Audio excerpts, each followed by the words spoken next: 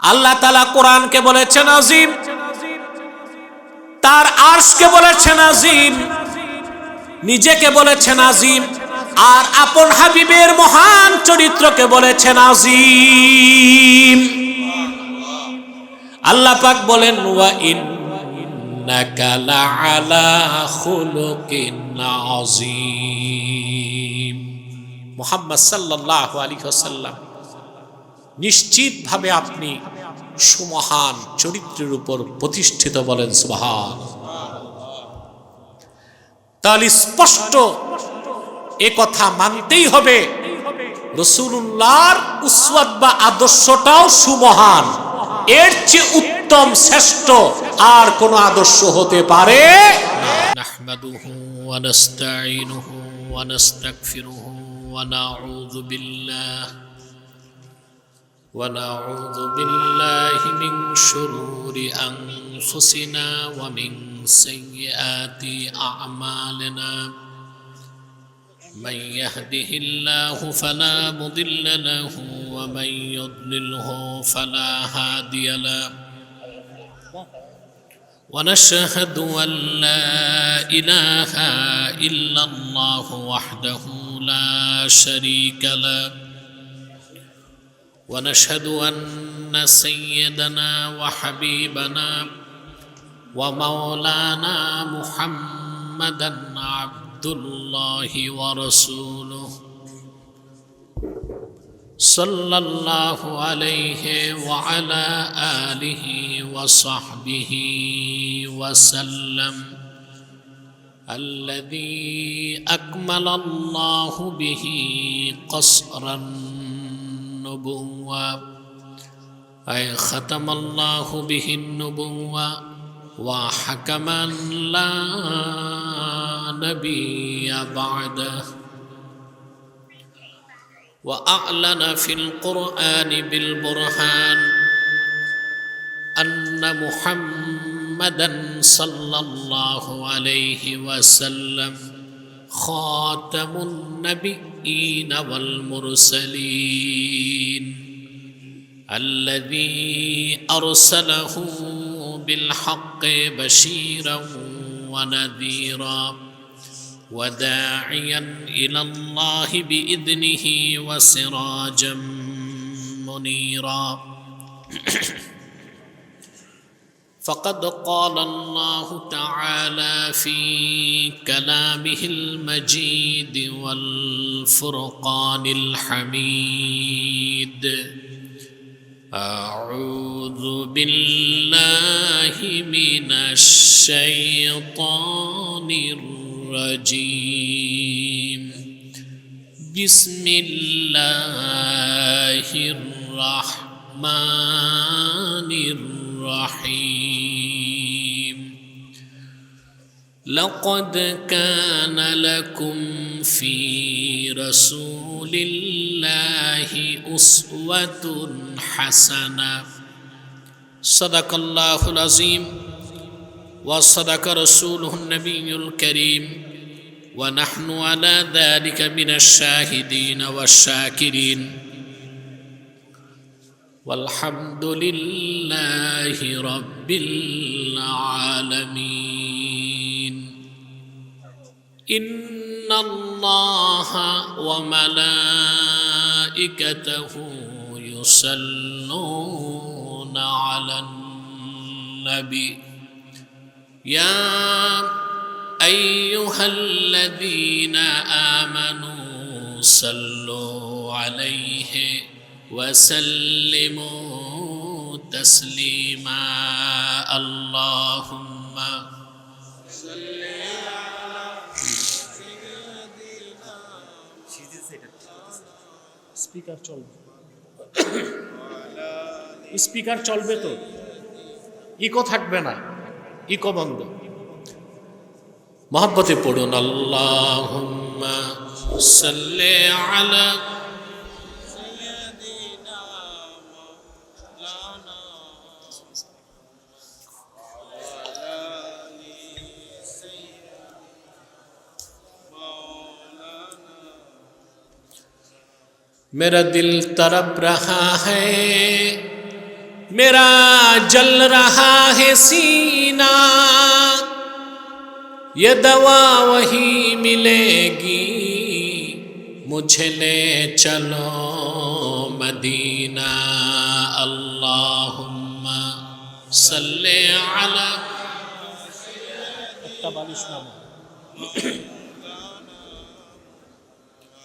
व अला आली।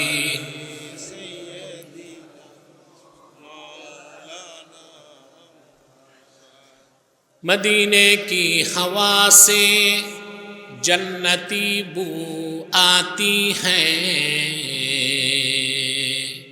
खाके पाके मदीना में नूरे जन्नत चमकती है। अल्लाहुम्मा परिष्कार करो।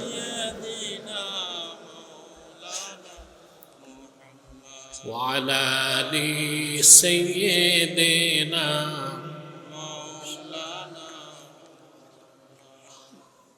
मुहम्मदुन रसूलुल्लाहि सल्लल्लाहु अलैहि वसल्लम खतमल्लाहु बिहिन नबुव्वा व हकमन ला नबिय्य बअदहु बलगल उला बिकमालिही हसनत जमीअ खिसालिही।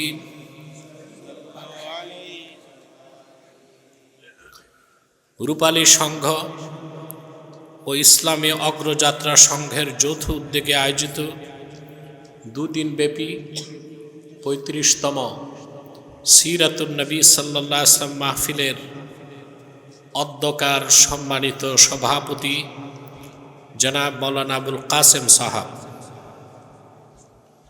উপস্থিত উলামায়ে কেরাম, তুলাবায়ে এজাম, প্রচণ্ড শীতকে উপেক্ষা করে আজকের এই মহতী মাহফিলে যারা উপস্থিত হয়েছেন তাদের সকলকে আমার পক্ষ থেকে হৃদয় নিংড়ানো ভালোবাসা, শুভেচ্ছা এবং অভিনন্দন জ্ঞাপন করছি। সবটুকুন শুকরিয়া আল্লাহ তাআলার জন্যে, যিনি আজকের এই বরকতপূর্ণ মাহফিলে আমাদেরকে আসার ও বসার তৌফিক মেহেরবানি করে ভিক্ষা দান করেছেন। সেজন্য আসুন আমরা সকলে একবার অবনত চিত্তে হৃদয়ের আবেগ অনুভূতি উজাড় করে সমবেত কণ্ঠে বলি আলহামদুলিল্লাহ। অগণিত অসংখ্য দরুদ ও সালাম আল্লাহর সৃষ্টির প্রধান আকর্ষণ, বিশ্বসভার সভাপতি, সকল নবীর রাসূলগণের মাথার তাজ, শামসুল হিদায়াত, বদরুদ্দুজা, সৈয়দুস সাকালাইন, ইমামুল মুরসালিন, খাতামুন নবিয়্যিন ওয়াল মুরসালিন, আফতাবে নবুওয়াত, শাহানশাহে রিসালাত, সরকারে দো জাহাঁ, সুলতানুল মদিনা, নবিয়ুল আম্বিয়া, হুজুরে আকরম, নূরে মুজাসসম, নূরুন আলা নূর, সৈয়দিনা হাবিবিনা শফিঈনা মাওলানা মুহাম্মদ সাল্লাল্লাহু আলাইহি ওয়াসাল্লামার উপর আল্লাহ তাআলা যাকে আজ থেকে প্রায় ১৫০০ বছর আগে প্রেরণ করেছেন, সর্বশ্রেষ্ঠ সর্বশেষ নবী ও রাসূল হিসেবে, যার পরে আজ পর্যন্ত পৃথিবীতে অবশ্যই কোনো প্রকার নবী কিংবা রাসূল অবশ্যই আসে নাই, অবশ্যই এখনো নাই, অবশ্যই কিয়ামত পর্যন্ত আসবে না। প্রিয় বন্ধুগণ, শীতের মধ্যে কষ্ট করে এসেছেন আপনারা, আর আমাকে অনেক পথ পাড়ি দিয়ে আসতে হয়েছে। আপনারা শহরের কাছে না, একটু দূরে, প্রত্যন্ত অঞ্চলে, ঠিক না? আমি আসবো কি আসবো না দোদুল্যমান ছিল বিষয়টা, কিন্তু শাহ সাহেব রহমতুল্লাহর নাতি আপনাদের প্রিয় নাজাত ভাই, উনি যে উপস্থিত হয়েছেন, একরকম দারোগার ভূমিকায়, যে আসতেই হবে। তা আমি এসেছি, আপনাদের এই সুন্দর চেহারাগুলো দেখে আমার দুঃখ কষ্টও চলে গেছে। প্রিয় বন্ধুগণ, সাউন্ডটা পরিষ্কার হবে আরেকটু। আমরা আসছি আল্লাহ তার হাবিবের রেজামান্দি হাসিল করতে। সুবহানাল্লাহ। রাসূলুল্লাহ সাল্লাল্লাহু আলাইহি ওয়াসাল্লামের সিরাতের আলোচনা বা ওনার মিলাদের আলোচনা হচ্ছে জিক্রে নবী। আর জিক্রে নবীকে আল্লাহ তার নিজের জিকিরের মর্যাদা দিয়েছেন। সুবহানাল্লাহ বলবেন। রাসূলুল্লাহর জিকির আল্লাহর জিকিরের মর্যাদা দিয়েছেন। আল্লাহর হাবিব ইরশাদ করেছেন, মান যাকারানি ফাকাদ যাকারাল্লাহ, যে আমার জিকির করলো সে যেন আল্লাহর জিকির করলো। কথাটা বুঝেন নাই? তাহলে পুরুষের কণ্ঠে বলেন সুবহানাল্লাহ। রাসূলুল্লাহ সাল্লাল্লাহু আলাইহি ওয়াসাল্লামের সিরাত মুবারক থেকে আলোচনা করা বা ওনার মিলাদের আলোচনা করা যিকরুম মিন আযকারিল্লাহ। সুবহানাল্লাহ। যত বেশি কোনো ব্যক্তি ঈমান আনার পরে রাসূলুল্লাহর জিকির সম্মান মর্যাদার কথা বলবে, তার রূহ তত বেশি শক্তি লাভ করবে, তার হৃদয় পবিত্র হবে। আল্লাহ তাআলা দুনিয়াতে তার সম্মান মর্যাদাকে বুলন্দ করে দিবেন। তাহলে আমরা একটা মহতি মাহফিলে আছি, সন্দেহ আছে? বসে আছেন সেই সন্ধ্যা থেকে, ঠিক না? একটু পর 2 দিনের বিদায় মোনাজাত হবে কি না? এখানে বসেছেন, সগীরা গুনাহ সব মাফ হয়ে গেছে। আপনারা তো দেখেছেন মাটিতে পা রেখে হেঁটে এসেছেন। আসলে আপনার আল্লাহর রহমতের ফেরেশতার ডানার উপর পা রেখে হেঁটে এসেছেন। ওয়া ইন্নাল মালাইকাতা লা তাদাউ আজনিহাতাহা রিদান লিতালিবিল ইলম। আল্লাহর হাবিব সাল্লাল্লাহু আলাইহি ওয়াসাল্লাম ইরশাদ করেছেন, আমার উম্মতের কোনো মুমিন যখন ইলম শিখতে বের হয়, রহমতের ফেরেশতারা তার পদতলে ডানা বিছায় দেয়। এতে আপনারা খুশি না বেজার? এরপর একটু পর আমরা মুনাজাত করব, এককভাবে না সম্মিলিতভাবে? আবার বেদাত হবে না তো? এখন তো কিছু শায়েখ বের হয়েছে সম্মিলিত মুনাজাতকে বেদাত বলে। এটা হাদিস সম্পর্কে জ্ঞান না থাকার কারণে। একক মুনাজাত কবুল হতেও পারে, নাও হতে পারে। সম্মিলিত মুনাজাত কবুল হবে, এটা গ্যারান্টি আছে। মুআজ্জাম তাবারানীর হাদিস, রাসূলুল্লাহ সাল্লাল্লাহু আলাইহি ওয়াসাল্লাম ইরশাদ করেছেন, মা রাফা কওমুন আকুফাহুম ইলাল্লাহি তাআলা ইয়াসআলুনাহু শাইআন ইল্লা কানা হাক্কান আলাল্লাহি আন ইয়াদা ফি আইদিহিম আল্লাযী সাআলুহু। সুবহানাল্লাহ। আল্লাহর হাবিব ইরশাদ করেছেন, আমার উম্মতের কোনো একটি দল যদি আল্লাহর কাছে কিছু চাওয়ার জন্য হাত পেতে দেয়, আল্লাহর উপর হক হয়ে যায়, আমার সেই উম্মতদের হাতে তারা যা চায় আল্লাহ তা দিয়ে দেয়।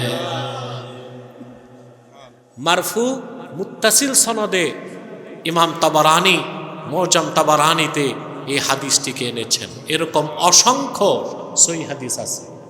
মাইকম্যান, সমস্যাটা কোথায় বলো তো একটু? এই দিক তাকাও। সাউন্ড কি করতে হবে? আরো কমাও, আরো স্পষ্ট করো। আমার তীব্র আওয়াজ দরকার নেই, পরিষ্কার আওয়াজ দরকার। ইকো, ডিলে এগুলো বন্ধ করে দাও। হরেনে আওয়াজ হবে, স্পিকারে সাউন্ড হবে। প্রিয় ভাইরা, তো একটু পরে যে আমরা মুনাজাতে হাত তুলব, আমাদের গুনাহ মাফ হবে, তওবাও কবুল হবে। এতে আমরা খুশি। বেজারকে শয়তান। এখন শয়তানের একটা প্রজেক্ট চলতেছে, মুনাজাতের আগে আপনাদের উঠানো যায় কিনা? আমরা শয়তানকে সুযোগ দিব? আমরা নেক নিয়ত করে শয়তানের নাপাক গালে চপেটাঘাত করতে পারবো? আমরা নিয়ত করছি কিছুক্ষণ পরে আজকের মুনাজাত করে গুনাহ মাফ করে নিষ্পাপ বেহেশতি আল্লাহওয়ালা হয়ে বাড়ি যেতে চাই। কারা কারা হাত তুলে আল্লাহ তাআলাকে দেখা? হাত লম্বা করুন, আল্লাহ কবুল করুক, মঞ্জুর করুক, বলুন আল্লাহুম্মা আমিন। আসুন আমরা নির্ধারিত বিষয়ে আলোচনায় প্রবেশ করছি। আল্লাহ তাআলা তার হাবিবের আদর্শের কথা বলতে যে বলেন, লাকাদ কানা লাকুম ফি রাসূলিল্লাহি উসওয়াতুন হাসানা লিমান কানা ইয়ারজুল্লাহা ওয়াল ইয়াওমাল আখিরাহ ওয়া যাকারাল্লাহা কাসীরা। আল্লাহ পাক বলেন, ঈমানদারগণ, নিশ্চয়ই মুহাম্মদ সাল্লাল্লাহু আলাইহি সাল্লামের মধ্যেই রয়েছে তোমাদের জন্য সর্বোত্তম আদর্শ। আরবিতে আদর্শকে বলা হয় উসওয়া। কি বলা হয়? মনোযোগ থাকবে। আমি শারীরিকভাবে অসুস্থ, ক্লান্ত, আস্তে আস্তে কথা বলবো, আপনাদের বুঝতে হবে, আমার সাথে কমিউনিকেশন রাখতে হবে। পারবেন না? আর ডানে বামে কেউ ডিস্টার্ব করবেন না, চুপচাপ বসেন যে যেখানে জায়গা পান।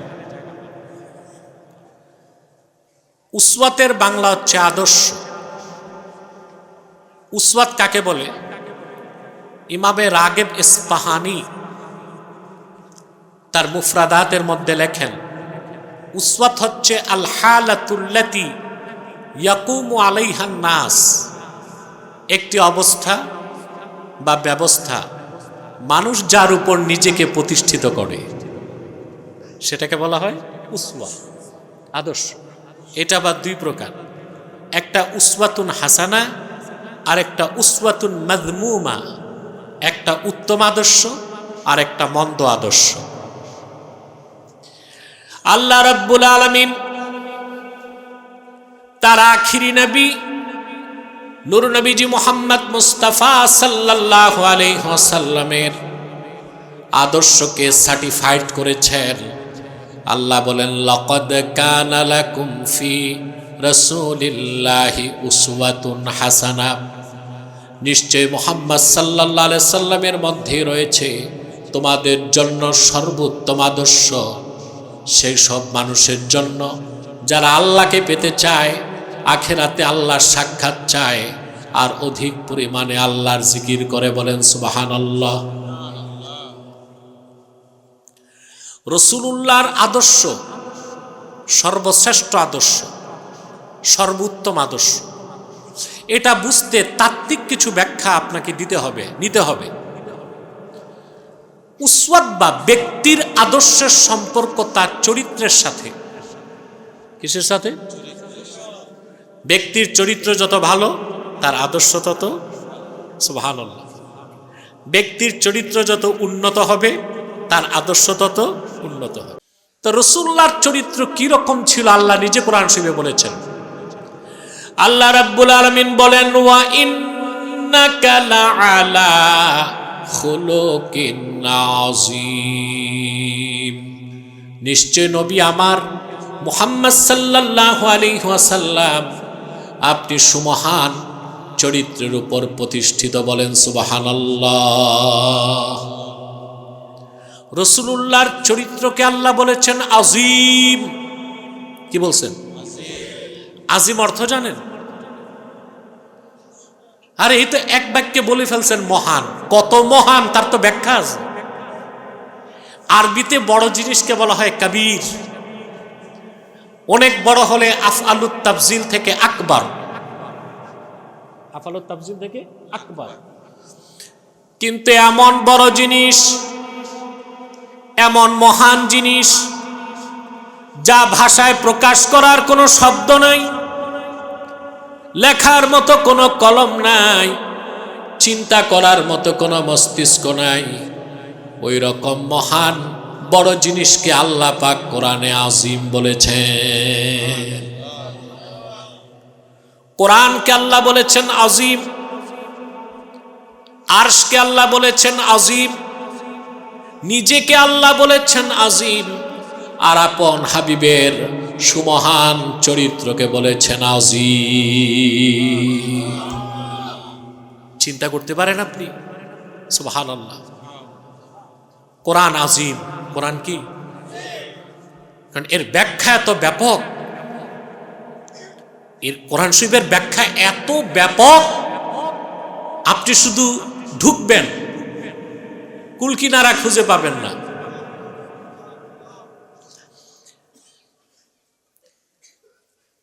এক বুদ্ধিজীবী বাংলাদেশে, মানে বাজে বাজে বুদ্ধিজীবী, বলি আপনারা যে ভণ্ডকে বুঝতেছেন ওইটা না, ওইটা তো ফরহাদ মজহার, ওইটার কথা বলতেছি না, ওইটার ছোট ভাই আছে। সে এসে বলতেছে বক্তব্যে, টকশোতে, যে ডিজিটাল যুগে আলেমদের ওয়াজ আর কতদিন চলবে? কারণ আলেমরা তো একই কথা সব জায়গায় বলে। তখন আমি বুঝলাম আল্লাহর কোরআন সম্পর্কে তার ন্যূনতম ধারণা নাই। আমি তার একটা জবাব দিয়েছি, এই জবাবের পর তার মুখ বন্ধ আছে। কিছুদিন পর এক মৌলবীর সাথে আমার দেখা, স্কলার, স্কলার তো না, স্ক্রু ড্রাইভার। এখন সে আমাকে একটা গল্প শোনাচ্ছে, সে বলতেছে যে আপনি একটা মাহফিলে গিয়েছিলেন 14 গ্রাম দিনের বেলা, তা আপনার আগে এক বক্তা বয়ান করেছে, সেই বক্তা বলেছে সূরা ফাতিহার এত ব্যাখ্যা যা মাসের পর মাস ব্যাখ্যা করলেও শেষ হবে না। তা আমি আমার পাশের লোককে বললাম সূরা ফাতিহায় এত কথাই নাই। সে স্কলার। আল্লাহর কি হুকুম, আমার লেখা যে তাফসির, নির্বাচিত তাফসির প্রথম খণ্ড সূরা ফাতিহার তাফসির, এটা গাড়িতেই ছিল, আমি তাকে হাদিয়া করলাম আর বললাম মাওলানা, আমি ক্ষুদ্র মানুষ, আমার লেখা এই ছোট্ট বইটা সূরা ফাতিহার তাফসির পড়তে আপনার পুরো একটা রাত লাগবে। তার মানে আল্লাহর কোরআন সম্পর্কে তার কোনো ধারণা নাই। বিশ্ববরণ্য মুফাসসির আল্লামা ফখরুদ্দিন রাজি তাফসীরুল কবীরের মধ্যে সূরা ফাতিহার ব্যাখ্যা করতে যে ইয়াকা না'বুদু এই আয়াতের ব্যাখ্যায় তার কলম থেমে যায়। পৃষ্ঠার পর পৃষ্ঠা ব্যাখ্যা করার পর তিনি লিখে দিলেন এই একটা আয়াত, দুইটা শব্দ ইয়াকা না'বুদু, এই একটা আয়াত কা বাহরিন লা সাহিলা লাহু, এমন এক সমুদ্রের মতো, ব্যাখ্যা করে পার হবার মতো কোন নাবী আল্লাহর জমিনে পয়দা হয় নাই। রাজি বলেন, ফখরুদ্দিন রাজি রহমতুল্লাহ, এই একটা আয়াতের সাথে 10,000 বিষয় রিলেটেড। আমরা তো চিন্তাও করতে পারি না, এই একটা আয়াতের সাথে 10,000 বিষয় রিলেটেড। অন্তত একটা আয়াতের ব্যাখ্যা পরিপূর্ণ করতে 10,000 খণ্ডের কিতাব লেখার প্রয়োজন হবে। সুবহানাল্লাহ। এই যদি হয় একটা আয়াতের ব্যাখ্যা, তাহলে বাকি কোরআন শরীফের ব্যাখ্যা কত ব্যাপক। সেই জন্য আল্লাহ কোরআনকে বলেছেন আযীম। সুবহান। আল্লাহ আরশকে বলেছেন আযীম। কি বলছেন? সুবহানাল্লাহ। فإن تولوا فقل حسبي الله لا إله إلا هو عليه توكلت وهو رب العرش العظيم। আরশকে আল্লাহ কি বলছেন? আরশ কত বড় চিন্তা করা যায়? আমি একটা অনুমান দিচ্ছি আপনাকে।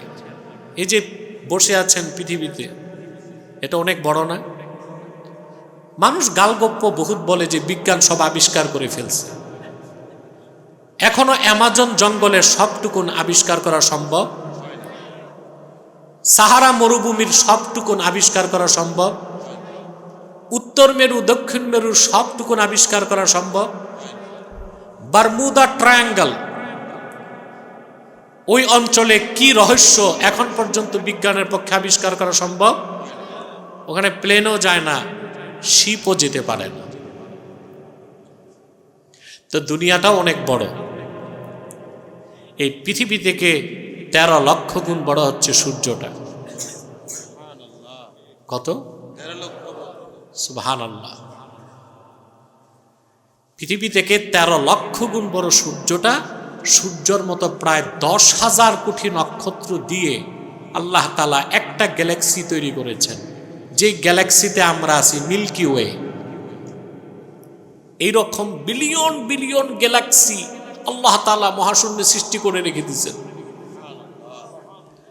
একটি গ্যালাক্সি থেকে আরেকটি গ্যালাক্সির মাঝখানে ব্ল্যাক হোল, কৃষ্ণ গহ্বর, ওখানে আলো যেতে পারে না। এই সব কিছু প্রথম আকাশের নিচে। রাসূলুল্লাহ সাল্লাল্লাহু আলাইহি ওয়াসাল্লাম ইরশাদ করেছেন, জমিন থেকে প্রথম আকাশ যেতে 500 বছর সময় লাগবে। উঠে হেঁটে না দৌড়িয়ে। এটার ব্যাখ্যা হচ্ছে আলোর গতিতে। বাকিরা ঘুমাচ্ছেন নাকি? না বেশি বুঝতেছেন? খুব বেশি বুঝলে তো সমস্যা, মোটামুটি বুঝাই ভালো। প্রিয় ভাইরা, খেয়াল করতেছেন কথা? আলোর গতিতে। এই পৃথিবীতে সবচেয়ে বেশি গতি আলোর। প্রতি সেকেন্ডে 1,86,000 মাইল। এটা বুঝেন নাই তো? এখানে সুইচ, 1,86,000 মাইল দূরে বাল্ব। সুইচ দাবাবো, চোখের পলকে বাল্ব, তাইলে প্রমাণ হবে আলোর গতি সেকেন্ডে 1,86,000। 60 সেকেন্ডের 1 মিনিটে আলো যত দূর যায়, 60 মিনিটের 1 ঘন্টায় যত দূর যায়, 24 ঘন্টার 1 দিনে যত দূর যায়, 30 দিনের 1 মাসে যত দূর যায়, 12 মাসের 1 বছরে আলো যত দূর যায়, সেটা হচ্ছে 1 লাইট ইয়ার, 1 আলোক বর্ষ। এই আলোকে প্রথম আকাশ ছুঁতে 500 বছর লাগবে। সুবহানাল্লাহ। কত বছর? তারপর তৃতীয় আকাশ তত দূরে, তারপর তৃতীয় আকাশ, তারপর চতুর্থ আকাশ, তারপর পঞ্চম, তারপর ষষ্ঠ, তারপর সপ্তম, তারপর সিদরাতুল মুনতাহা, তারপরে লা মাকান, তারপরে লা জামান, তারপরে নূরের পর্দা, একটি থেকে আরেকটি 500 বছর দূরে। এইরকম 70,000 নূরের পর্দার উপরে আল্লাহর আরশে আজিম। কত বড় আরশ! সুবহানাল্লাহ। আল্লাহ রাব্বুল আলামিন বলেছেন তার কুরসির কথা, ওয়াসিআ কুরসিয়ুহুস সামাওয়াতি ওয়াল আরদ। এই আয়াতের ব্যাখ্যায় আব্দুল্লাহ বিন আব্বাস তাফসীর করেছেন, কুরসিয়ুহু আওসাউ মিনাস সামাওয়াতি ওয়াল আরদ। আল্লাহর কুরসিটা 7 আকাশ ও 7 জমিনের চেয়ে বড়। আল্লাহর আরশে আজিমের সম্মুখের একটা ছোট জায়গায় আল্লাহর কুরসিটা আছে।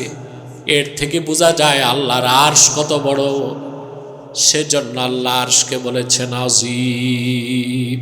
আরশে আজিম কত বড় তার সীমা পরিসীমা জানা নাই। এত বড় মহান আরশ, এই জন্য আল্লাহ বলেছেন আরশকে আজিম।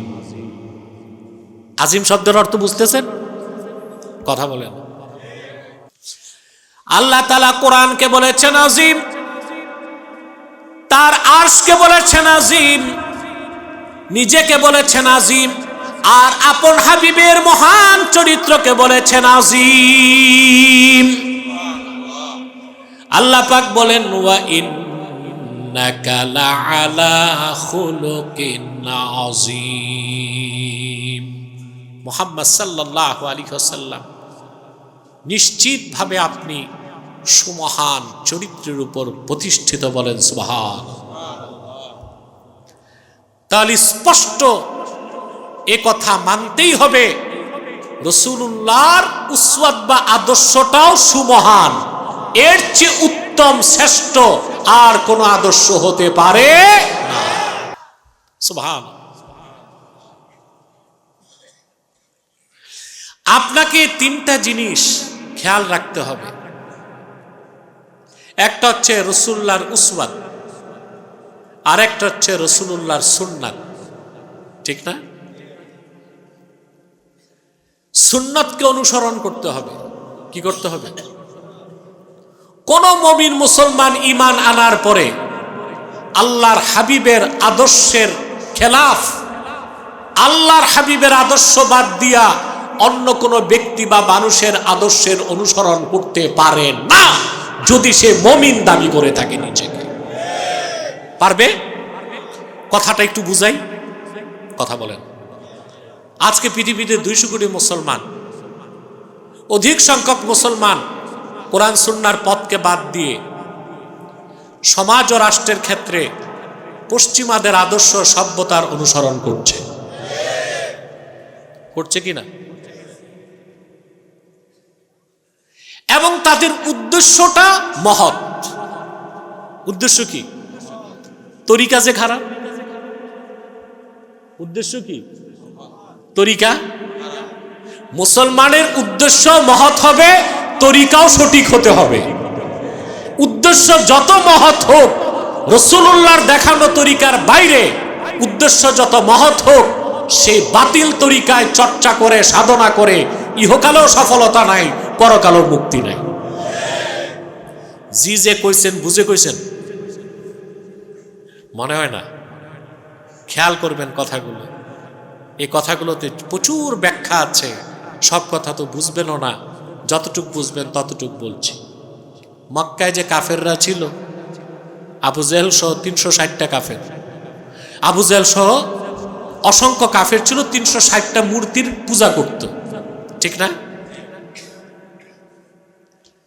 আপনি অবাক হবেন, মক্কায় কুরাইশ কাফেরদের একজন ব্যক্তিও নাস্তিক ছিল না, অ্যাথিস্ট, নাস্তিক ছিল না, আস্তিক ছিল। কি ছিল? আল্লাহকে বিশ্বাস করত, আল্লাহকে, আল্লাহর ভালোবাসাও চাইতো। কথা বুঝেন না? আল্লাহকে বিশ্বাস করত, নাস্তিক ছিল না। কোরআন কারীমে আল্লাহ রাব্বুল আলামিন বলেন, ওয়ালা ইন সাআলতাহুম মান খালাকাস সামাওয়াতি ওয়াল আরদা ওয়া সাখখারাশ শামসা ওয়াল কমারা লা ইয়াকুলুন্নাল্লাহ।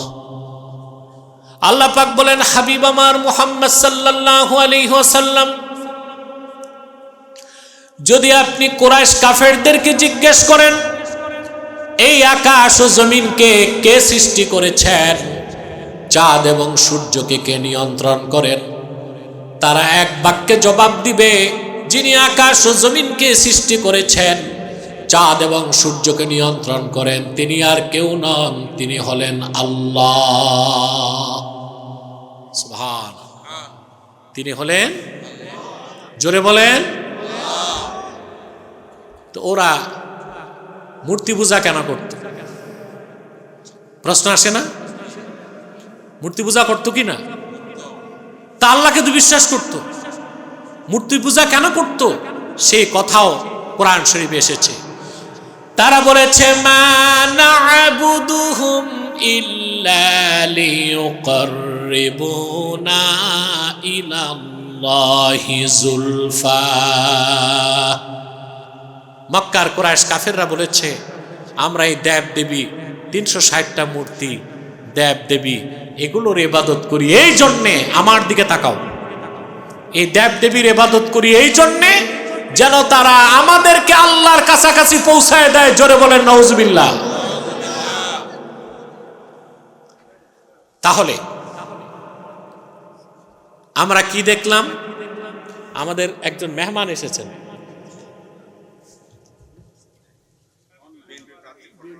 কি নাম? নাজমুল মুস্তাফা সাহেব, বিএনপি থেকে নমিনেটেড। তিনি এসেছেন, আমরা তাকে স্বাগত জানাই।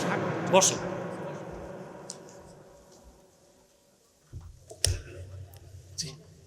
বসুন। প্রিয় ভাইরা, কথা শুনতেছেন? কষ্ট হচ্ছে তো? খেয়াল করে দেখেন, কুরাইশ কাফেররা আল্লাহকে বিশ্বাস করত? সবাইকে বলতো। আবার মূর্তি পূজাও করত। কেন করত? আল্লাহকে পাওয়ার জন্য। উদ্দেশ্য ছিল মহৎ, তরিকা ছিল খারাপ। উদ্দেশ্য ছিল, তরিকা ছিল খারাপ। ইহুদিরা হযরত উযায়রের ইবাদত করত। তারা বলতো আমরা উযায়রের ইবাদত করি আল্লাহকে পেতে। বলেন নাউজুবিল্লাহ। খ্রিস্টানরা বলতো আমরা ঈসার ইবাদত করি আল্লাহকে পেতে। বলেন নাউজুবিল্লাহ। আল্লাহ রাব্বুল আলামিন তখন কোরআনের আয়াত নাজিল করে দিলেন, কুল ইন কুনতুম তুহিব্বুনাল্লাহ ফাত্তাবিউনি ইউহিব্বুকুমুল্লাহু ওয়া ইয়াগফির লাকুম যুনুবাকুম ওয়াল্লাহু গফুরুর রহিম। আল্লাহ রাব্বুল আলামিন ডেকে বললেন, হাবিব আমার মুহাম্মদ সাল্লাল্লাহু আলাইহি ওয়াসাল্লাম, আপনি বলে দেন, তোমরা যদি আল্লাহকে ভালোবেসে থাকো, আল্লাহকে যদি পেতে চাও, নিজস্ব মন গড়া কোনো তরিকা, কোনো পদ্ধতিতে চলবে না, আমার অনুসরণ করো। বলেন সুবহানাল্লাহ।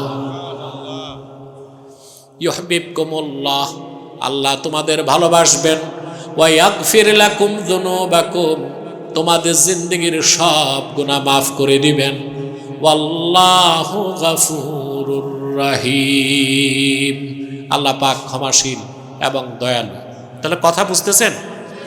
ঈমান আনার পরে, কালেমা বিশ্বাস করার পরে, আল্লাহর হাবিব মুহাম্মদ সাল্লাল্লাহু আলাইহি সাল্লামের সুমহান আদর্শ বাদ দিয়ে অন্য কোন ব্যক্তির আদর্শ অনুসরণ করার সুযোগ মুসলমানের, রাসূলুল্লাহর সুন্নাহকে বাদ দিয়া অন্য কোন তন্ত্র মন্ত্র মতবাদের অনুসরণ করা মুসলমানের পক্ষে সম্ভব না। যদি করে তখন সে আর মুসলমান থাকবে?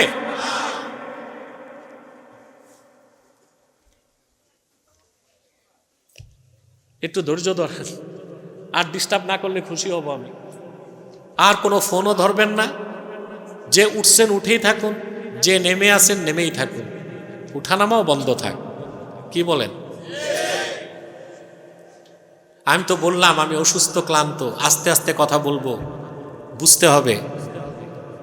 শুনতেছেন না? ঘুমাচ্ছেন না তো? আমি একটু টেস্ট করব। কে কে ঘুমান হাত উঠান।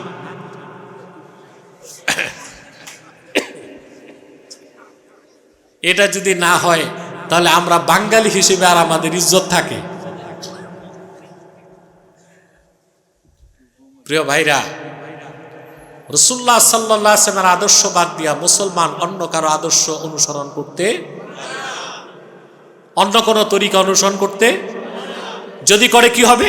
আল্লাহ পরের আয়াতে বলেন, কুল আতিউল্লাহ ওয়ার রাসূল ফাইন তাওয়াল্লাউ ফাইন্নাল্লাহা লা ইউহিব্বুল কাফিরিন। আল্লাহ পাক বলেন, মুহাম্মদ সাল্লাল্লাহু আলাইহি ওয়াসাল্লাম, আপনি আরো বলে দিন, তোমরা আল্লাহর আনুগত্য করো, তার রাসূলের আনুগত্য করো। যদি তারা এই কথা থেকে মুখ ফিরিয়ে নেয়, আপনি বলে দেন তারা কাফের, আর কাফেরদেরকে আল্লাহ কখনো পছন্দ করেন না। কথা বুঝতেছেন? আল্লাহর হাবিব মুহাম্মদ সাল্লাল্লাহু আলাইহি ওয়াসাল্লাম যে সুমহান আদর্শ রেখে গেলেন, আল্লাহর হাবিব মুহাম্মদ সাল্লাল্লাহু আলাইহি ওয়াসাল্লাম ১,৫০০ বছর আগে যে সর্বোত্তম আদর্শ দেখালেন, ওইটার বাইরে ওনার রেখে যাওয়া সুন্নাহ বা তরিকার বাইরে মুসলমান ব্যক্তি জীবন, সমাজ জীবন, রাষ্ট্র জীবন, ইবাদত, বন্দিগি, শিক্ষা, সংস্কৃতি, উঠা বসা, চলা ফেরা, লেনদেন, ব্যবসা বাণিজ্য, চাকরি বাকরি, দেওয়ানি ফৌজদারি, শিক্ষা সংস্কৃতি কোনো ক্ষেত্রেই অন্য কারো আদর্শ, অন্য কারো তরিকার অনুসরণ করতে পারে? যদি করে, আল্লাহ বলেছেন সে মুসলমান হিসেবে দাবি করতে পারে। আমি একটা হাদিস শোনাচ্ছি আপনাদের। আহমদ বিন হাম্বল হাদিসটি তার মুসনাদে এনেছেন। যতটুকু আমার মনে পড়ে, হাদিস নাম্বার ১৫,২৬২। হযরত ওমর রাদিয়াল্লাহু তাআলা আনহু একদিন রাসূলুল্লাহ সাল্লাল্লাহু আলাইহি ওয়াসাল্লামের কাছে উপস্থিত হলেন। বুঝতেছেন? হযরত ওমরের হাতে কিছু কাগজ। হযরত ওমরের হাতে, আল্লাহর হাবিব বললেন, ওমর তোমার হাতে কি? হযরত ওমর বললেন, ইয়া রাসূলুল্লাহ, ইয়া হাবিবাল্লাহ, বনু কুরাইজাতে আমার এক দুঃসম্পর্কের ইহুদি ভাই আছে। ভালো করে শোনেন, তাওরাত কিতাবের মূল বক্তব্য সে লিখে দিছে, এটা আমার হাতে।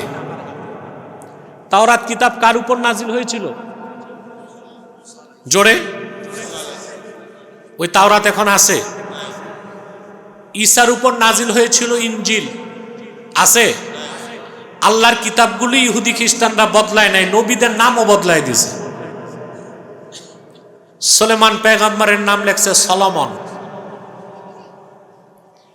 ইলিয়াস নবীর নাম লেখছে এলসিস, হযরত ইদ্রিসের নাম লেখছে অদ্রিত, দাউদের নাম লেখছে ডেভিড, ইয়াকুবের নাম জ্যাকব, ঈসার নাম জেসাস, ইউসুফের নাম ইউসেফ, মুসার নাম মোসি, ইব্রাহিমের নাম আব্রাহাম। বলেন নাউজুবিল্লাহ।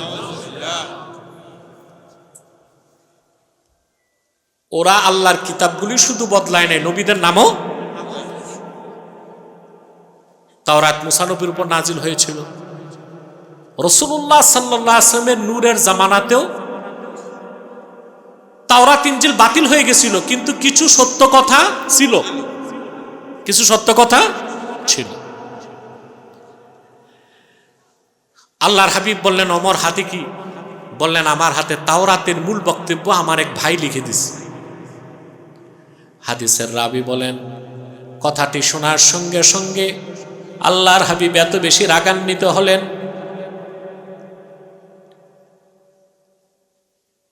হাদিসের রাবি বলেন, আমি বুঝতে পেরে হযরত ওমরকে বললাম, ওমর, আলা তারা বিওয়াজহি রাসূলিল্লাহ সাল্লাল্লাহু আলাইহি ওয়াসাল্লাম, তুমি কি আল্লাহর রাসূলের নূরের চেহারা মুবারকের দিকে দেখতেছো না তিনি কতটুকু রাগ করেছেন? হযরত ওমর বুঝতে পেরে আল্লাহর হাবিবের সামনে হাঁটু গেড়ে বসে গেলেন আর পড়তে লাগলেন, রাদিতু বিল্লাহি রাব্বা ওয়া বিল ইসলামি দীনা ওয়া বি মুহাম্মাদিন সাল্লাল্লাহু আলাইহি ওয়াসাল্লাম রাসূলা। আল্লাহর হাবিবের রাগ কমে গেল। তারপর আল্লাহর হাবিব সাল্লাল্লাহু আলাইহি ওয়াসাল্লাম যে কথাটি বললেন আমি আপনাদের শোনাচ্ছি, মনের কানে শুনবেন, হৃদয়ের পাতায় লিখে নিবেন। আল্লাহর হাবিব বললেন, ওমর সাহাবীদেরকেও বললেন, শোনো তোমরা, লাউ আসবাহা ফীকুম মূসা আলাইহিস সালাম সুম্মা ইত্তাবা'তুমূহু ওয়া তারাকতুমুনি লাদালালতুম।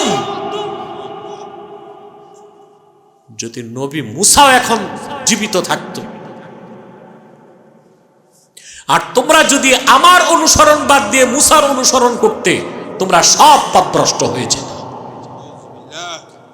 মুসনাদে আরেকটা হাদিস এসেছে, আল্লাহর হাবিব সাল্লাল্লাহু আলাইহি ওয়াসাল্লাম বলেছেন, লাউ কানা মূসা হাইয়া মা ওয়াসিআহু ইল্লা ইত্তিবাই।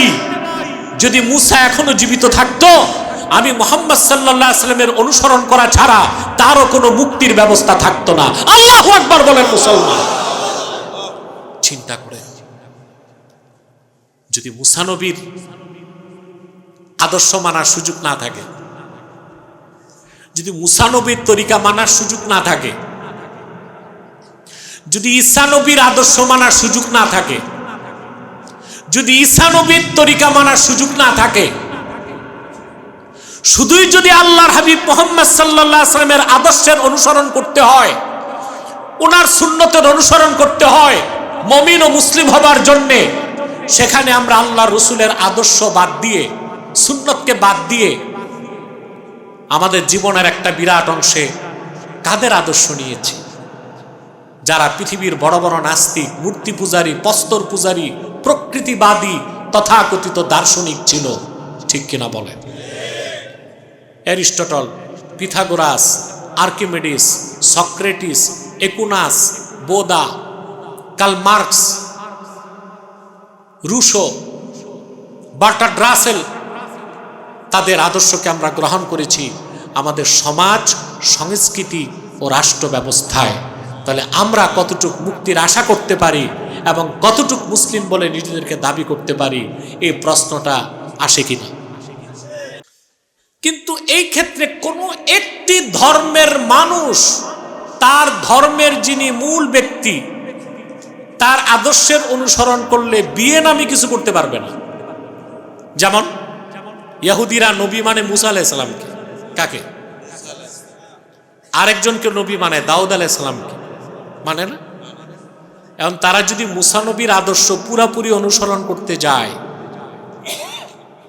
ওদের কপালে সুখের বিয়ে আর সম্ভব?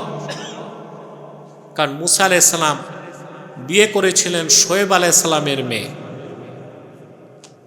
বিয়ের পর তিনি শ্বশুর বাড়িতে 8 বছর ছিলেন। কত বছর? মোহর আদায় করছেন। এখন যদি ইহুদিরা মুসা নবীর আদর্শ অনুসরণ করতে যায়, প্রত্যেক ইহুদিকে বিয়ের পর শ্বশুর বাড়ি থাকতে হবে কত বছর? মানে সবাইরে ঘর জামাই হইতে হবে, ঠিক কিনা? তারা নবী মানে দাউদ আলাইহিস সালামকে। দাউদ আলাইহিস সালাম বিয়ে করছেন 100টা। তো তার আদর্শ মানতে গেলে এক এক ইহুদির বিয়ে করতে হয়, তাহলে আর সুখের বিয়ে আছে? খ্রিস্টানরা নবী মানে ঈসা আলাইহিস সালামকে। ঈসা নবীকে আল্লাহ আকাশে তুলে নিয়েছেন, এটা আমাদের বিশ্বাস। আর খ্রিস্টানরা বিশ্বাস করে ক্রুসিফিকেশনকে, যে তাকে শূলবিদ্ধ করে হত্যা করা হয়েছে। নাউজুবিল্লাহ বলে।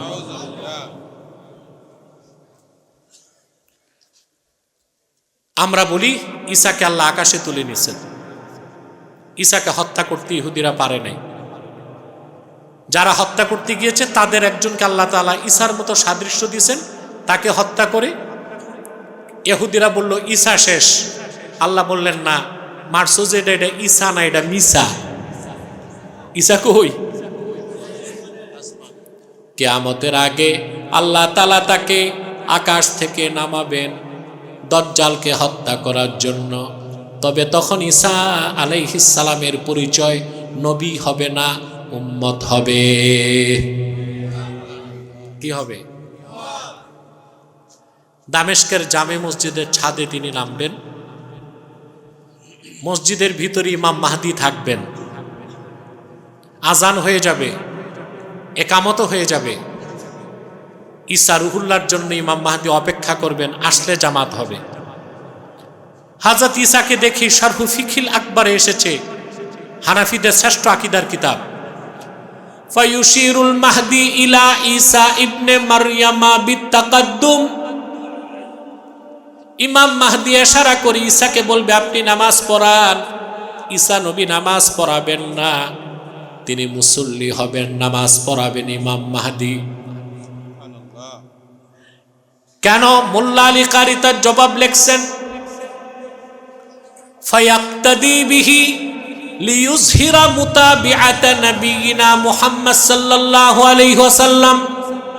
কিয়ামতের আগে ঈসা যখন আকাশ থেকে নামবেন, পৃথিবীর মানুষকে এই কথার প্রমাণ দিবেন যে আমি ঈসা নবী পরিচয়ে আসি নাই, আমি মুহাম্মদ সাল্লাল্লাহু আলাইহি সাল্লামের উম্মত হিসেবে এসেছি।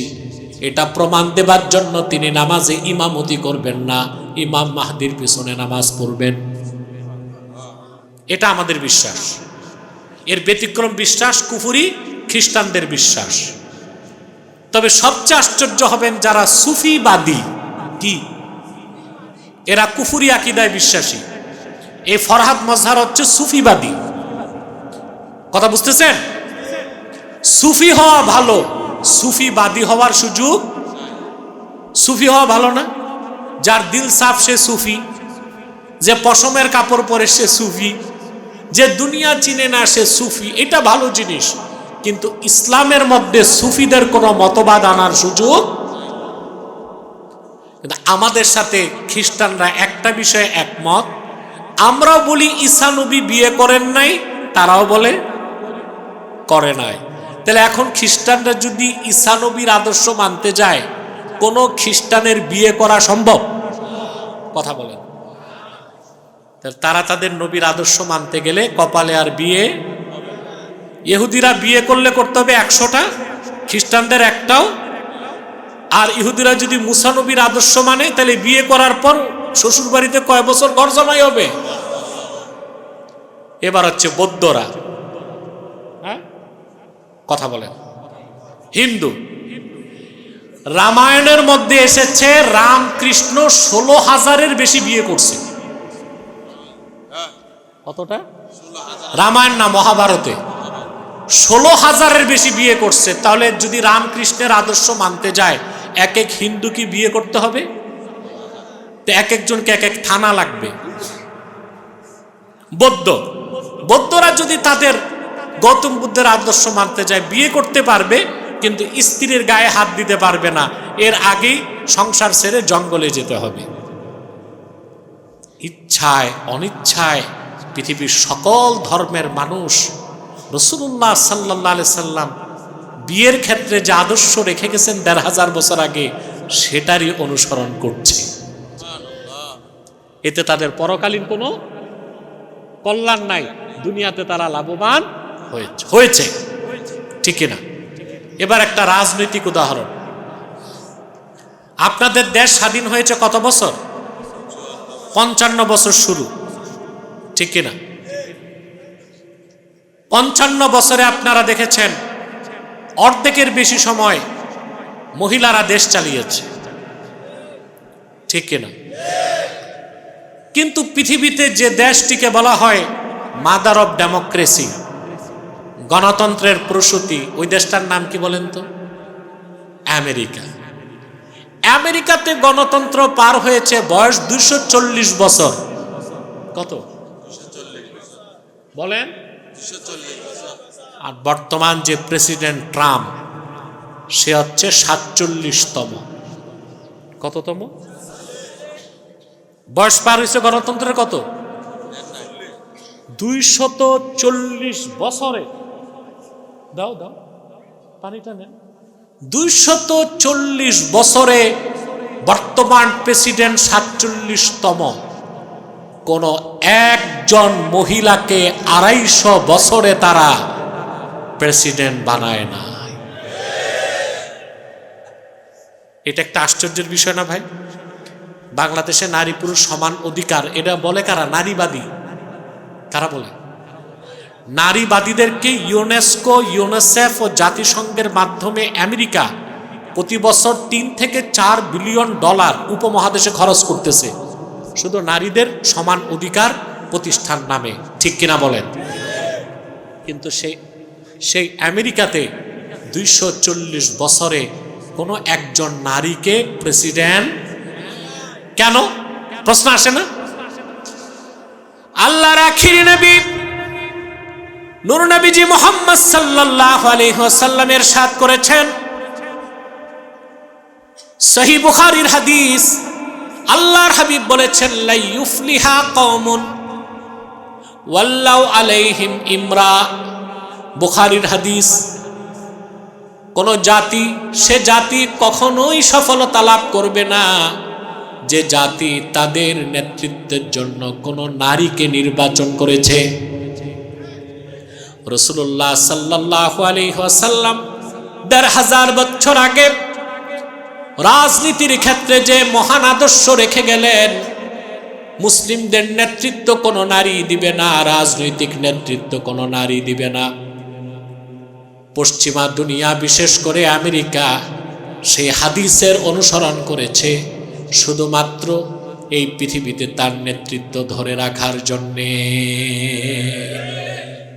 রাসূলুল্লাহর কথার প্রতি কি অগাধ বিশ্বাস তাদের, যে তারা এই হাদিসকে অনুসরণ করে তাদের দেশে কোনো নারীকে প্রেসিডেন্ট বানায় নাই। তাহলে কাফের মুশরিক বেঈমানরাও যদি রাসূলুল্লাহর আদর্শের অনুসরণ করে, সুন্নাহের অনুসরণ করে, দুনিয়াতে তারা কল্যাণ পাবে, সমৃদ্ধি পাবে, সফলতা পাবে, আখিরাতে নাজাত পাবে না। মুসলমান যদি উম্মত হিসেবে রাসূলুল্লাহর আদর্শের অনুসরণ করে, সুন্নতের অনুসরণ করে গোটা দুনিয়ার নেতৃত্ব মুসলমান দিবে, আখিরাতে তাদের জন্য আল্লাহর জান্নাত অপেক্ষায় থাকবে। আমরা রাজি? জীবনের সকল ক্ষেত্রে আল্লাহ রসুলের আদর্শের অনুসরণ করব, ওনার রেখে যাওয়া সুন্নতের অনুসরণ করব। এর বাইরে অন্য কোন ধর্ম, মতবাদ, ইজম, ওখানে ভালো কিছু থাকলেও নেওয়া যাবে। আমি একটা উদাহরণ দিচ্ছি, সময় আমি বসেছি 1 ঘন্টা 10 মিনিট পার হয়ে গেছে, আর 10 মিনিটে আপনাদের বিদায় করে দিচ্ছি ইনশাআল্লাহ। কয় না না না মিয়া, শীত দেখো না, রাত হয়েছে দেখো না।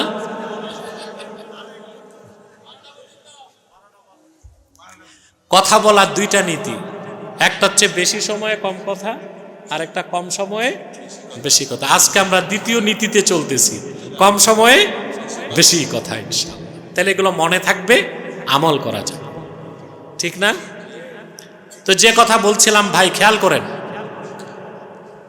রাসূলুল্লাহ সাল্লাল্লাহু আলাইহি সাল্লামের আদর্শের বাইরে, ওনার সুন্নাহের বাইরে, ওনার আনিত দ্বীন ইসলামের বাইরে অন্য কোন ধর্ম থেকে, মতবাদ থেকে ভালো কিছু থাকলেও নেওয়া যাবে। আমাদের দেশে কিছু বক্তাদের টাইপ আছে, আমাদের দেশে অনেক টাইপের বক্তা। নাচুরা বক্তা, যে স্টেজে নাচে, আরেকটা হচ্ছে কান্দুরা বক্তা, যে শুধু কান্দে। একরকম হচ্ছে নাচুরা, আরেকটা কান্দুরা। আবার এখন বের হয়েছে কিছু মডার্ন বক্তা, এদের নাম হচ্ছে মোটিভেশনাল স্পিচার। এদের ওয়াজ শুনবেন, এই 3টা কাজ করবেন, এই 3টা করবেন না। হ্যাঁ, মোটিভেশনাল স্পিচাররা একটা স্লোগান দেয়, স্লোগানটা খুব সুন্দর, কিন্তু এখানে একটু ফাঁক আছে। এরা বলে no east, no west, Islam is the best. Slogan তো সুন্দর, পূবে না পশ্চিমে না, ইসলাম সর্বশ্রেষ্ঠ। তো বেস্টের সাথে গুড থাকে না? কথা বলেন, গুড বেস্টের চেয়ে একটু কম ভালো, ওইটা কি? গুড। তো ইসলাম ইজ দ্য বেস্ট, এতটুকু বলার মাধ্যমে বোঝা যায় যে অন্যান্য ধর্মের মধ্যে কিছু গুডনেস আছে। তাহলে ফাঁক আছে কি না? না, স্লোগান হবে no east, no west, Islam is the best, Islam is last, Islam is fully completed and selected by almighty Allah. ইসলামই সর্বশ্রেষ্ঠ, ইসলামই চূড়ান্ত, ইসলাম আল্লাহ কর্তৃক প্রেরিত, রাসূলুল্লাহ কর্তৃক আনিত। বলেন সুবহানাল্লাহ। আপনি দাঁড়াইছেন কেন? আপনি কি ভাবছেন আমি এইমাত্র ছেড়ে দিব?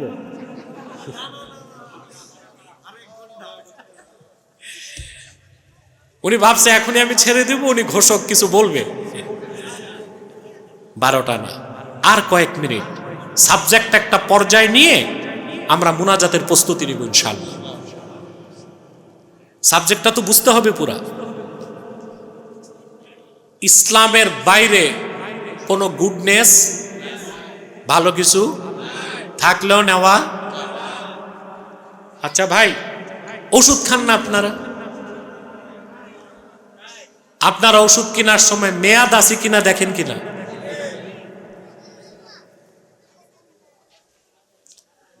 মেয়াদ উত্তীর্ণ গাঁজা খাইলে বুদ্ধিজীবী হওয়া যায়, আর মেয়াদ উত্তীর্ণ ঔষধ খেলে মারা যায়, ঠিক না? ওষুধ যত দামি হোক, ওষুধের মেয়াদ যদি না থাকে ওটা খাওয়া যাবে? এখন আমার সাথে এই বছর 5 আগস্টের পর থেকে বিভিন্ন দলের শীর্ষ নেতারা স্টেজে এসেছে।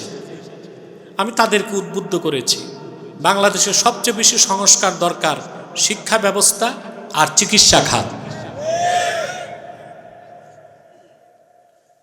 একটা হচ্ছে শিক্ষা ব্যবস্থা। আমাদের শিক্ষা ব্যবস্থা কি রকম দেখেন, আমাদের শিক্ষা ব্যবস্থা শুধু আমাদেরকে অফিসার দেয়। একটা বিজ্ঞানী দিছে, কথা বলে, গবেষক, দার্শনিক। ইউরোপ আমেরিকা নৌকা থেকে শুরু করলো, সাবমেরিন বানালো, আর আমরা উন্নতি করে নৌকাতে শ্যালো মেশিন দিয়ে ট্রলার বানালাম, তাই না? আপনাদের দেশে বাংলাদেশের জাতীয় বাহন কি? জোরে বল। রিক্সা। ঠিক, এই রিক্সা বাংলাদেশে এসেছে জাপান থেকে। জাপানে এটা আবিষ্কার হয়েছে। জাপানিরা রিক্সা বাদ দিয়া এখন রকেট পাঠাচ্ছে, আর আমরা রিক্সাতে মোটর ফিট করে টেসলা বানাইছি। আমাদের শিক্ষা ব্যবস্থাটা এইরকম, এখানে কোনো গবেষক হয় না, বিজ্ঞানী হয় না, আবিষ্কারক হয় না। দুনিয়া তো ঠকলাম, আবার আমাদের শিক্ষা ব্যবস্থার মাধ্যমে আল্লাহ বুজুর্গ হবে সেই ব্যবস্থাও নাই। এমন এক অপরিপূর্ণ শিক্ষা ব্যবস্থা, যা পড়ার মাধ্যমে কেউ আল্লাহর ওলিও হয় না, কেউ ভালো বিজ্ঞানীও হয় না, হয় শুধু অফিসার। কি হয়? বড় বড় বিসিএস ক্যাডার বড় বড় অফিসার হয়। চুরি কত প্রকার, কি কি, কোন ফাইল কিভাবে ঠেকায়া চুরি করতে হবে এটা ভালো জানে, ঠিক না? আমার দেশের শিক্ষা ব্যবস্থায় প্রাইমারি থেকে বিশ্ববিদ্যালয় পর্যন্ত প্রত্যেকটা ডিপার্টমেন্টের প্রত্যেকটা স্তরে যদি কোরআন ও সুন্নাহর মৌলিক শিক্ষাকে বাধ্যতামূলক করা হয়, সাথে বিজ্ঞান, প্রযুক্তি, অর্থনীতি, ইতিহাস, ভূগোল, physics, chemist, zoology, botany, cosmology সব পড়ানো হয়, আমার দেশ এমন সব সোনার সন্তান পাবে যারা হবে কামেল মমিন, প্রকৃত মুসলিম। আরেকদিকে তারা হবে ভালো অফিসার, আবিষ্কারক, বিজ্ঞানী, দার্শনিক, কবি, সাহিত্যিক, ঠিক কিনা বলেন? এখন তো কোনোটাই পাই না, না আল্লাহ বুজুর্গ পাই, না ভালো বিজ্ঞানী পাই। তাহলে সবচেয়ে বেশি সংস্কারটা কোথায় দরকার? দেশের সকল মাসলাক থেকে যোগ্য আলেমদের একটি টিম করে শিক্ষা মন্ত্রণালয়ের উচিত গোটা শিক্ষা ব্যবস্থাকে ঢেলে সাজানো, যেখানে প্রাইমারি থেকে বিশ্ববিদ্যালয় পর্যন্ত প্রত্যেকটা স্তরে কোরআন ও সুন্নাহের শিক্ষাকে বাধ্যতামূলক করা হবে। পাশাপাশি অর্থনীতি, সমাজনীতি, ভূগোল, পৌরনীতি, ইতিহাস, physics, chemist, zoology, botany, cosmology সব থাকবে। এতে দেশ পাবে যোগ্য, নেককার, চরিত্রবান, প্রকৃত মুসলিম মানুষ পাবে, নাগরিকরা হবে প্রকৃত মুসলিম, আরেকদিকে হবে যোগ্য অফিসার, যোগ্য ডিসি, যোগ্য এসপি, যোগ্য সচিব, ঠিক কিনা বলেন? আমাদের শিক্ষা ব্যবস্থায় সবচেয়ে ক্ষতি করছে বিগত 16 বছর যারা ছিল। আপনারা তখন দেখেছেন আমি সোচ্চার ছিলাম, তারা বিবর্তনবাদকে ঢুকিয়েছিল, মনে আছেন আপনাদের? প্রবল আন্দোলন আমরা গড়ে তুলেছিলাম, বিবর্তনবাদকে তারা অনেক অংশে বাদ দিতে বাধ্য হয়েছিল। তারপর চেয়েছিল শিক্ষা ব্যবস্থায় সমকামিতার শিক্ষা ঢুকায় দিতে, নওজুবিল্লাহ বলেন। কিন্তু এখন ফেসিবাদ বিদায় নিয়েছে, সংস্কারপন্থীরা ক্ষমতায়, কিন্তু আমরা কাঙ্ক্ষিত সংস্কার পাচ্ছি না। মনে হয় আরো একটু অপেক্ষা করতে হবে আমাদেরকে, আরো মেহনত, শ্রম, আন্দোলনের প্রয়োজন হতে পারে। আমাদের দরকার শিক্ষা ব্যবস্থাটা ঠিক করা। দ্বিতীয় হচ্ছে চিকিৎসা খাত। একটা দেশের চিকিৎসার জন্য 3টা জিনিস দরকার: অভিজ্ঞ ডাক্তার, নির্ভুল যন্ত্র, খাঁটি ঔষধ। আমাদের দেশে একটাও। ভালো ভালো ডাক্তার যেখানে, ওখানে ট্রিটমেন্ট করতে আপনার জমি বিক্রি করতে হবে, ঠিক না? আমি যতটুকু মনে করি বাংলাদেশে যেই পরিমাণ মানুষ আছে, প্রত্যেকটা জেলায় থানায় ভালো ডাক্তারের জন্য আরো 10 লক্ষ ডাক্তার দরকার। বটগাছের নিচে বসে হাতুড়া ডাক্তার না, সার্টিফিকেটধারী ডাক্তার দরকার। তা আমাদের যোগ্য চিকিৎসকের অভাব। দ্বিতীয় হচ্ছে আমাদের ঔষধ ভেজাল। ঔষধ কি?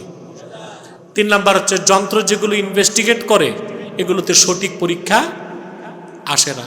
এই কথাগুলো জরুরি ছিল, বলে দিলাম। যে কথা বলছিলাম, মেয়াদ উত্তীর্ণ ঔষধ খেলে রোগী ভালো হবে না মারা যাবে?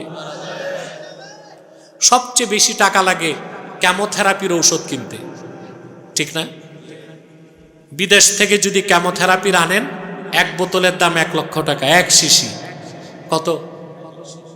এখন ওখানে মেয়াদ লেখা আছে 2026 জানুয়ারির 2 তারিখ রাত 12টা মেয়াদ, এটার দাম 1 লাখ টাকা। 2026 2রা জানুয়ারি রাত 1টায় কত দাম? 1 টাকাতে কেউ কিনবে? কারণ রিজেক্টেড, ডেট এক্সপায়ার্ড। এই মেয়াদ উত্তীর্ণ ঔষধ যত ভালো হোক এটা আর চলবে না। মুসা নবী যে শরীয়ত এনেছেন তার মেয়াদ চলে গেছে। ঈসা নবী যে শরীয়ত এনেছেন তার মেয়াদ চলে গেছে। শুধুমাত্র আল্লাহর হাবিব মুহাম্মদ সাল্লাল্লাহু আলাইহি ওয়াসাল্লাম 1500 বছর আগে যে দ্বীন ইসলাম এনেছেন তার মেয়াদ থাকবে কিয়ামত পর্যন্ত। সেই দ্বীনের বাইরে যে রাসূলুল্লাহর আনিত দ্বীনের বাইরে ওনার আদর্শ বাদ দিয়া অন্য কোনো আদর্শ খোঁজার মধ্যে, ওনার রেখে যাওয়া সুন্নতের বাইরে অন্য কোনো পদ্ধতির মাধ্যমে মুসলমান কখনো দুনিয়ায় সফলতা, আখিরাতে মুক্তি লাভ করতে পারে না। ওয়াল আকিবাতু লিল মুত্তাকিন ওয়াসসালাতু ওয়াসসালামু আলা নাবিয়িনা ওয়া নাবিয়িল আমবিয়া মুহাম্মাদিন সাল্লাল্লাহু আলাইহি ওয়াসাল্লাম রাহমাতিল লিল আলামিন ওয়া আলা আলিহি ওয়া সাহবিহি আজমাইন। আল্লাহ তাআলা রূপালী সংঘ ইসলামী অগ্রযাত্রা সংঘের উদ্যোগে আয়োজিত আজকের 35তম মাহফিলে তোমার হাজার হাজার নেককার বান্দা, পর্দার আড়ালের মা বোন নিয়ে হাত তুলেছি।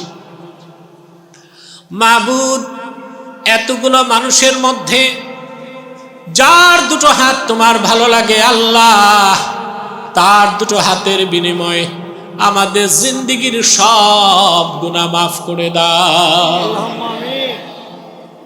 হৃদয়ের গভীর থেকে দোয়া করি আল্লাহ, তোমার আখিরি নবী নূর নবীজি আমার মুহাম্মদ মুস্তাফা সাল্লাল্লাহু আলাইহি ওয়াসাল্লাম আজ থেকে 1500 বছর আগে দুনিয়া থেকে বিদায় নিয়েছেন।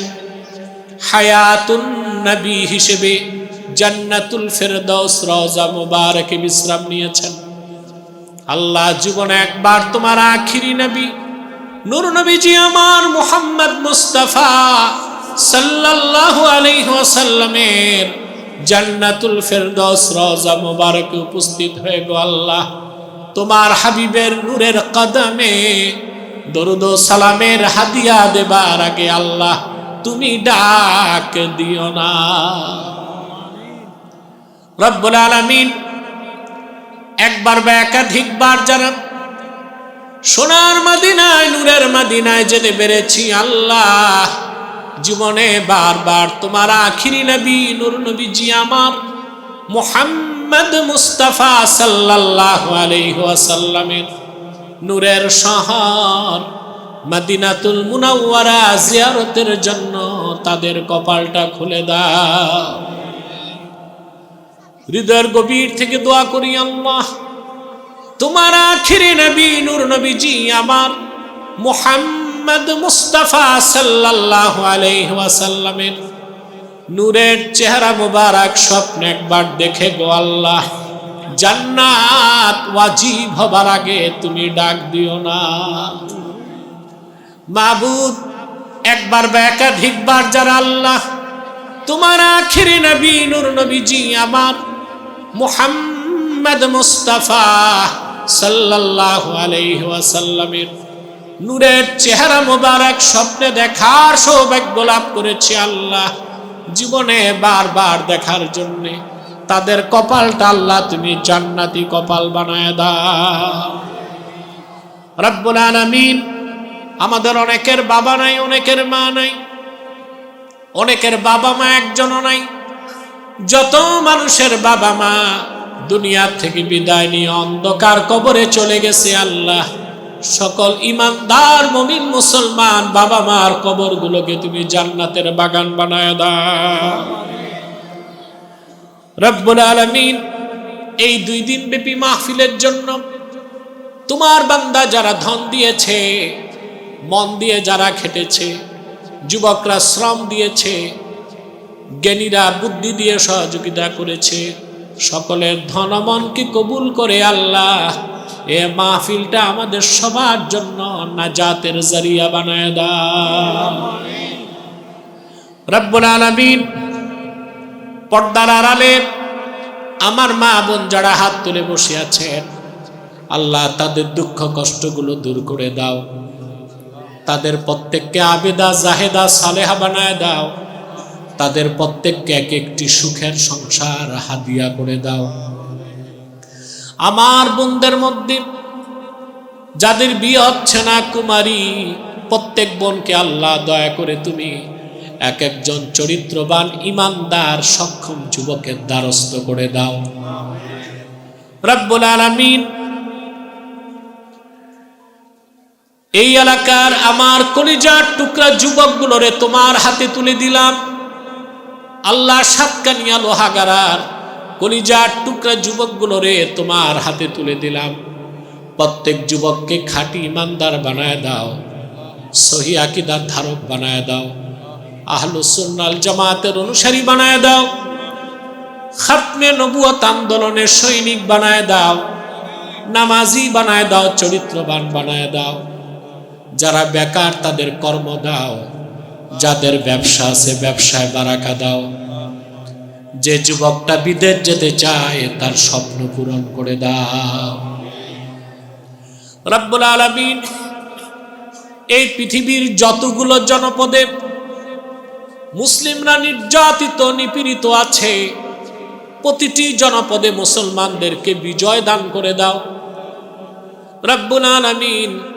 মধ্যপ্রাচ্য থেকে মুসলমানদের সবচেয়ে বড় বিস্ফোরা রাষ্ট্রটাকে নিশ্চিহ্ন করে দাও, আর ফিলিস্তিনকে তুমি স্বাধীন করে দাও রব্বুল আলামিন। 2 বছরের নির্মম বোমা বর্ষণে 70,000 ফিলিস্তিনি জীবন দিয়েছে, কিন্তু তোমার ঘর বাইতুল মুকাদ্দাসের চাবি ইহুদিদের হাতে দেয় নাই আল্লাহ। আমরা দেখতে চাই সেই ফিলিস্তিনের প্রতিটি জায়গায়, ফিলিস্তিনের প্রতিটা অংশে তোমার কালেমার পতাকা উড্ডীন হয়ে গেছে। বাইতুল মুকাদ্দাসের হেফাজতের জন্য আল্লাহ ফিলিস্তিনের মুসলমানকে তুমি তোমার পক্ষ থেকে গায়বী মদদ দান করে দাও। আল্লাহুম্মা ইন্না নাতাওয়াসসালু ইলাইকা বিওয়াসিলাতি হাবিবিকাল মুহতারাম নবিকাল খাতিম সাইয়্যিদিনা ওয়া সাইয়্যিদিল আবরার নবিয়িনা ওয়া নবিয়িল আমবিয়া মুহাম্মদ ইবনে আব্দুল্লাহ নবিয়্যিল্লাহি রাসূলিল্লাহ সাল্লাল্লাহু আলাইহি ওয়াসাল্লাম আল্লাযী আকমালতা বিহি কসরান নুবুওয়াহ ওয়া হাকামতা লা নাবিয়্যা বা'দাহু ওয়া আ'লানতা ফিল কুরআনি বিল বুরহান আন্না মুহাম্মাদান সাল্লাল্লাহু আলাইহি ওয়াসাল্লাম খাতামুন নাবিয়্যিনা ওয়াল মুরসালিন